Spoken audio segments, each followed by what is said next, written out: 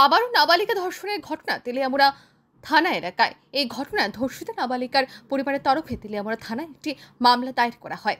ঘটনার বিবরণে তেলিয়ামুড়া থানার ওসি রাজীব দেবনাথ জানিয়েছেন, আজ থেকে প্রায় ১.৫ বছর পূর্বে তেলিয়ামুড়া থানাধীন উত্তর পুলিনপুর এলাকার এক ১৬ বছর বয়সী নাবালিকাকে পার্শ্ববর্তী এলাকার ২৮ বছর বয়সী বার্ষা দেববর্মা নামের এক বিবাহিত ব্যক্তি জোরপূর্বক ধর্ষণ করে এবং ধর্ষণের পর ওই নাবালিকাকে বিষ খাইয়ে হত্যা করার চেষ্টাও করেছে ওই অভিযুক্ত।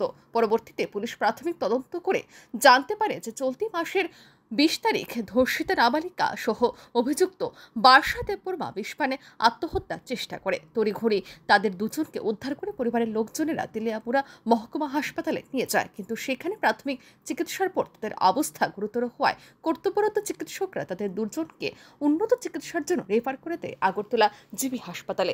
সেখানে চিকিৎসা শেষে ধর্ষিতা ওই নাবালিকা সহ নাবালিকার পরিবারের লোকজন রবিবার তেলিয়ামুড়া থানায় দ্বারস্থ হয় এবং ধর্ষণকারীর নাম পরিচয় দিয়ে একটি ধর্ষণের অভিযোগ দায়ের করে। অভিযোগ হাতে পেয়ে তেলিয়ামুড়া থানার পুলিশ সুনির্দিষ্ট ধারায় একটি মামলা লিপিবদ্ধ করে। আজকে আমাদের এখানে একটি অভিযোগ জমা পড়ে একজন নাবালিকা মেয়েকে একজন বিবাহিত পুরুষ আজ থেকে প্রায় ১.৫ বছর পূর্বে ধর্ষণ করেছে। তো এই ব্যাপারে আমরা একটা মামলা নিয়েছি। মামলার নম্বর হচ্ছে 51/2024 এবং ওই মামলাতে এটাও অভিযোগ করেছে যে মেয়েকে অভিযুক্ত জোরপূর্বক বিষ খাইয়ে তাকে প্রাণে হত্যা করার চেষ্টা করেছে।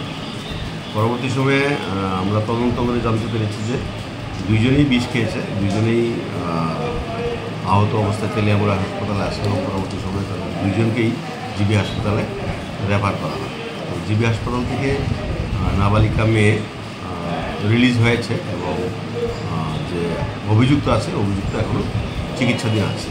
চিকিৎসাধীন অবস্থায় থাকার ফলে আমরা তাকে এখনও গ্রেপ্তার করতে পারিনি। চিকিৎসা শেষ হলে পরেই আমরা তাকে গ্রেপ্তারের কাজ করি। কোন জায়গায় ঘটনা ছিল? এটা নর্থ পুলিনপুর, আমরা তেলিয়ামুড়া পুলিশ। বর্তমানে অভিযুক্ত ওই ব্যক্তি রাজধানী আগরতলা জিবি হাসপাতালে চিকিৎসাধীন রয়েছে বলে খবর। তবে পুলিশ নজরদারি রেখেছে অভিযুক্ত ওই ব্যক্তির উপর। ব্যুরো রিপোর্ট, আর ই নিউজ।